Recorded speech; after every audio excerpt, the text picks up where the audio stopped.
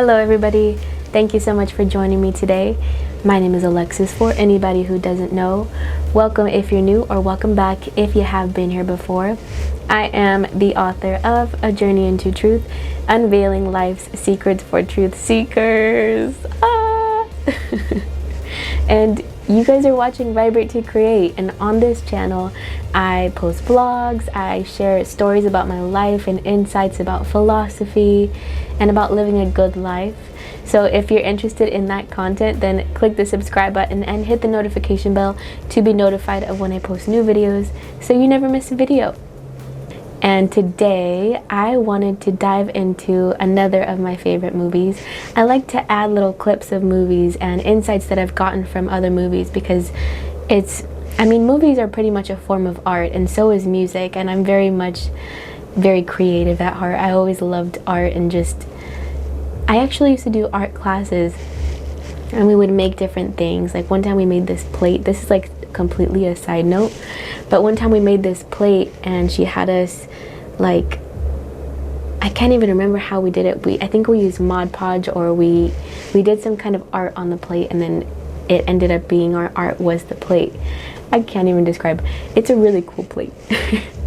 But I've always loved to do art and to take art classes and just anything that has to do with art. So to me, movies are very much an art form, and they really help you to dive deeper into yourself, deeper into your beliefs, and deeper into the deeper meaning of life.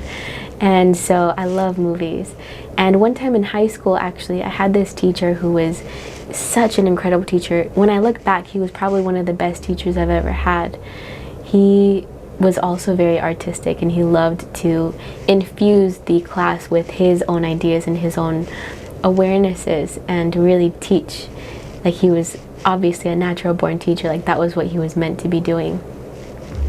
And it was an IB class, so it was one of those like advanced placement classes, and it was an English class. So in this class he would give us poems to read and to kind of break down the different stanzas. And my favorite thing that he would do is he would take songs that we actually knew, like Green Day, American Idiot, or Zombie by the Cranberries, and he would give us the lyrics and then kind of break that down. Or he'd go into rap and he would break those things down and really help us to understand the deeper meaning of why did these people make this art, what is the reason, what's the feeling behind it, what's the deeper level of life. And we also read really cool books. Like, we read Slumdog Millionaire, we read Their Eyes Were Watching God, we read The Great Gatsby, and he also had us watch the movies too. So we read the books and then we got to watch the movies, and he was just such an incredible teacher. So the reason I'm bringing that up is today I want to talk to you about another of my favorite movies. In my past videos I talked about The Pursuit of Happiness with Will Smith. I talked about Collateral Beauty before, and I also talked about Pay It Forward. But today I want to talk about Freedom Writers, and this is another of my favorite, absolute favorite movies. And it's such an incredible movie. I would watch it if I were you, if you are wanting to be inspired today. So, well, first let's talk a little bit about the backstory of what the movie is about. So this movie is about this woman who is a teacher, and she's from a very wealthy neighborhood, and she teaches, students who are from a very wealthy place. And she ends up getting transferred into this place where it's completely in the ghetto or the hood, or in a not good area, not wealthy area, I should say. And so because she came from this wealthy area, she knows so much about those children. But then when she comes here into this, I think it's middle school that she's teaching. So when she comes into this area, so many different problems or things arise as she's doing this, because she wants to give them so much more. She wants to give them better books and better education and better access to things and better access to more knowledge. And the principals of the school actually don't even want to help them, because they're saying, but they're delinquent, they don't actually care about learning. And she's just very passionate and very persistent about wanting to help them learn and to know things, and to help them see something completely different than what they've been exposed to. and it's just such a good movie. And so along that journey, you get to learn about the backstories about these children and what kind of lives that they've lived. And it's actually a true story. So you get to hear about how there's gangs, there's drugs, there's, they're exposed to things like death and just really tough and harsh circumstances. And she helps them by giving them access to new things, by having them write in journals, by really connecting with them on a level that they can understand, and brings so much compassion to the viewer when you're watching, because you get to see, different circumstances that maybe you haven't experienced yourself. I just love this movie so much. So I'm going to share with you some clips from this movie, and maybe we'll see what comes up, what I want to talk about as I'm watching the clips.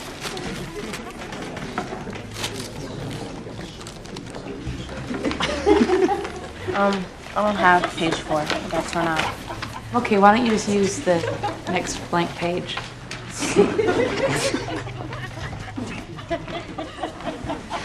What's going on? What is that? Give it to me.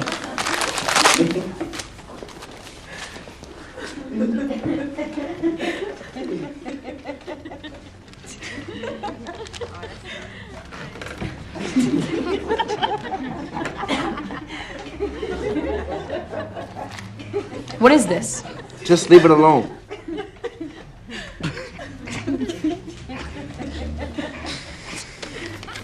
You think this is funny? Tito, would this be funny if it were a picture of you? It ain't.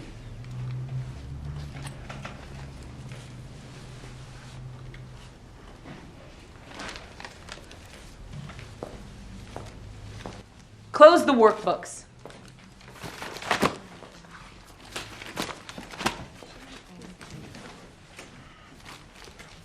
Maybe we should talk about art. Tito's got real talent, don't you think? You know something? I saw a picture just like this once in a museum. Only it wasn't a black man. It was a Jewish man. And instead of the big lips, he had a really big nose, like a rat's nose. But he wasn't just one particular Jewish man. This was a drawing of all Jews. And these drawings were put in the newspapers by the most famous gang in history. That's us, dog. You think you know all about gangs? You're amateurs.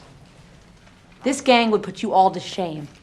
And they started out poor and angry, and everybody looked down on them until one man decided to give them some pride, an identity, and somebody to blame. You take over neighborhoods? That's nothing compared to them. They took over countries. You want to know how? They just wiped out everybody else.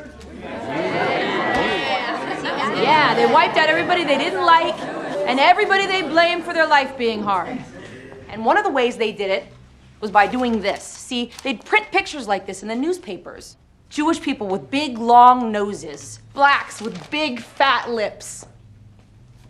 They'd also publish scientific evidence that proved Jews and blacks were the lowest form of human species. Jews and blacks were more like animals. And because they were just like animals, it didn't really matter whether they lived or died. In fact, life would be a whole lot better if they were all dead. That's how a Holocaust happens. And that's what you all think of each other. You don't know nothing, homegirl. No, I don't, Marcus, so why don't you explain it to me? I ain't explaining shit to you. You don't even know how we live. We was here first, man. Shut that shit up, boy. All right. So what you're saying is, if the Latinos weren't here, or the Cambodians, or the blacks, or the whites, or whoever they are, if they weren't here, everything would be better for you. Isn't that right? It'd be better if you were here. Right. It starts with a drawing like this. And then some kid dies in a drive-by, never even knowing what hit him. You don't know nothing. You don't know the pain we feel. You don't know what we gotta do. You got no respect for how we living. You got us in here teaching us this grammar shit, and then we gotta go out there again. And what are you telling me about that, huh? What are you doing in here that makes a goddamn difference to my life? You don't feel respected. Is that what you're saying, Ava? Well, maybe you're not. But to get respect, you have to give it. That's bullshit. What? Why should I give my respect to you? Because you're a teacher? I don't know you. How do I know you're not a liar standing up there? How do I know you're not a bad person standing up there? I'm not just gonna give you my respect because you're called a teacher. White people always wanting their respect like they deserve it for free. I'm a teacher. It doesn't matter what color I am. All about color. It's about people deciding what you deserve, about people wanting what they don't deserve, about whites thinking they run this world no matter what. You see, I hate white people. You hate me. Yeah. You don't know me. I know what you can do. I saw white cops shoot my friend in the back for reaching into his pocket. His pocket. I saw white cops break into my house and take my father for no reason except because they feel like it. Except because they can. And they can. Because they're white. So I hate white people on sight.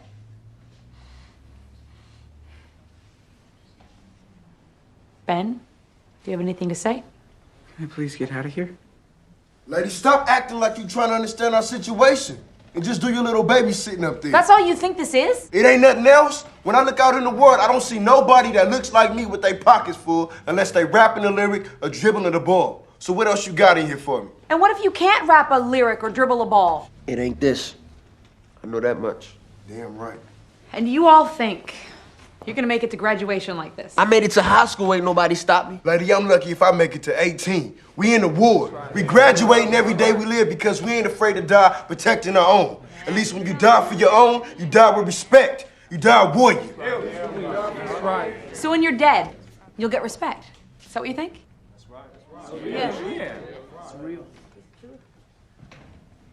You know what's gonna happen when you die? You're gonna rot in the ground. And people are gonna go on living. And they're gonna forget all about you.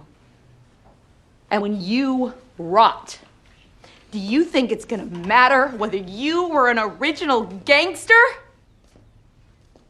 You're dead.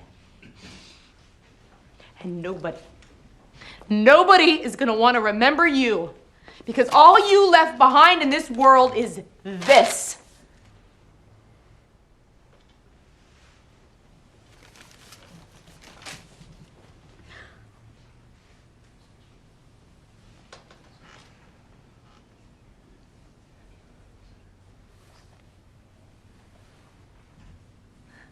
You're raising your hand? The thing that you said before. The Holocaust? Holocaust, yes. What is that? Raise your hand if you know what the Holocaust is.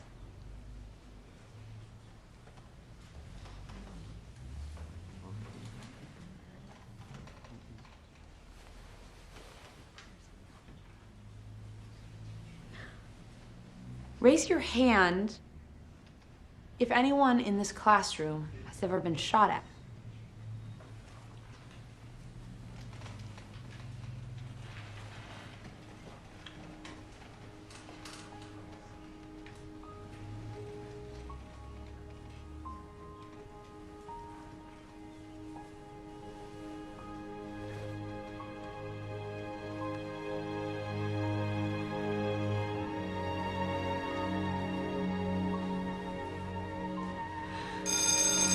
But I love this movie so much because it really dives into these topics of the ways in which other people have lived their lives. Because there are really tough circumstances that people are born into, like at no fault of their own. And I've dove into this topic before of what makes monsters and what makes people bad people. Like if we look at the Frankenstein story, is it that they were born into a situation that created a monster, and to find compassion and forgiveness for that monster in them I was in like my really early 20s when I watched this movie for the first time, and it was so inspiring to me because it is such a good depiction of the change that is possible in somebody's life when they have access to a role model who can teach them how to change their life and to teach them different avenues, because sometimes we're born into circumstances where it's like, oh, I have no way out, or it's like, this is all I know and this is how I see the world, it's my viewpoint. But when you have that role model that's able to help shape how you see the world and able to change your viewpoint and to see a completely different side, it's so inspiring. And I loved that movie so much when I was so young, and I found it so inspiring. It was like, I want to do that. I want to be able to help change somebody's life who, and I also talked about Jimmy Santiago Baca, who was in prison, came from really tough circumstances, and was around things like drugs and was in jail. And he talked about how in jail he taught himself how to read and write, and then he became a poet, and then he really wanted to share that with the world, and he became a really well-known author in that area, in that genre. And he went and did public speaking events, and then he went on to create something to help other people. But when you see a story like that, it very much reminds me of the freedom writers, because you can go from something so hard and so tough and dark, and that's how my life has been too. And then just because one person changed your mind or changed your life or opened your mind to a new way of seeing, you can completely shift directions and go down a completely different path and live a totally different life. One time he was like a role model to me. He was telling me, because it was at the point in my life where I was really depressed and really sad, and he told me that he had also experienced something like that in his life, and that one day it was like his eyes just completely opened, and it was like something just cleared, and he was like, I see life completely differently, and I just love life. It was like he had fog over his glasses, and then one day it finally opened up, and he was like, whoa, this is what life is meant to be like. And at that time when I was in the darkness, I was like, okay, how's that gonna help me? But looking back now, as I've changed and transformed and so many things in my life have changed, I understand what he means, because I had that moment of the fog clearing, and it was like, oh, I can breathe. And I guess I'm just really inspired by this movie, because it helps you to understand the nature of what makes a monster and what makes someone into, like, it's like let's say if you're in a fishbowl and you only know what's been around you, it's like that's what you become, that's who you are, because it's the only thing you've ever been exposed to. But let's say that another little fish comes in and is like, hey, there's a bunch of other fish over here, like, let's go make friends with them, and those fish are really totally different. It's like they're mixing and changing viewpoints, exchanging viewpoints, and differing viewpoints. That's why to me it's so important to be open to new viewpoints, because that's how you'll gain more wisdom, more insight, and a more open mind, and also a better understanding of somebody else who is very different than you, and it creates tolerance. So in that video we saw where she was talking about racism, so she's talking about the Holocaust, and also just this depiction of making fun of somebody for being different than you. And to me, that really stems from being in your own little fishbowl without having been exposed to many other fishes. And then there's this guy, he's been on the Joe Rogan podcast, and he was very adamant. I have to figure out his name, I can't remember his name, but he was so adamant about talking to people who were in the KKK. And like, he was so fearless in that pursuit of understanding those people. And it ended up that something like when he made friends with them, and he became really good friends with them, and he's black, and he became really good friends with certain people who were like leaders of it. And over time, because they were exposed to him and exposed to something brand new, and they created a relationship with him and an understanding of him as a person, it created a connection. And that, it's so wild to me that people from two different, completely different groups, completely different fish bowls, once they commingle and they have open minds and they can listen to each other and understand each other a little bit better, then there's not the need for this opposition and this fighting and this hatred and the prejudice that comes from not being exposed to a different side. And so that's why I'm so passionate about like saying, look, there's all these other little fishies, guys. All these different opinions and open-mindedness, and just staying open-minded and listening to something brand new. And just because you don't agree with what somebody says doesn't mean, oh, you're my enemy now. But it's like,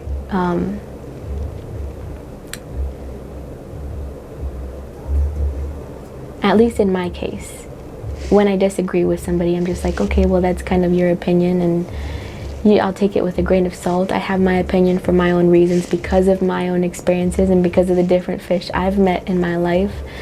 And so I'm just very passionate about open-mindedness and teaching about open-mindedness. So I love this movie so much. I would watch it if I were you. I recommend it so much. It's such a good movie and I love it so much. But I have to get going. Thank you so much for joining me today. I hope you guys enjoyed today's video. If you have any questions, comments, insights about what I said, or about the movie, or another movie that you recommend for me to watch, leave that down in the comments below for me. I'd love to hear from you. Thank you for interacting with the video, and I will see you guys next time. Bye, guys.